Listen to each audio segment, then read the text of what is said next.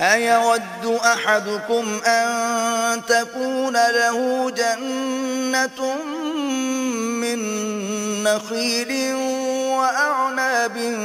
تجري من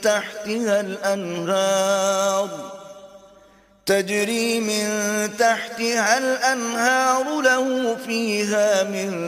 كل الثمرات وأصابه الكبر وله ذرية ضعفاء فأصابها إعصار فيه نار فاحترقت كذلك يبين الله لكم الآيات لعلكم تتفكرون। भला तुम में कोई ये चाहता है कि उसका खजूरों और अंगूरों का बाग हो जिसमें नहरें बह रही हों और उसमें उसके लिए हर किस्म के मेवे मौजूद हों और उसे बुढ़ापा आ पकड़े और उसके नन्हे नन्हे बच्चे भी हों,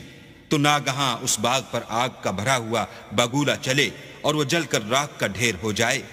इस तरह अल्लाह तुमसे अपनी आयतें खोल खोल कर बयान फरमाता है ताकि तुम सोचो और समझो।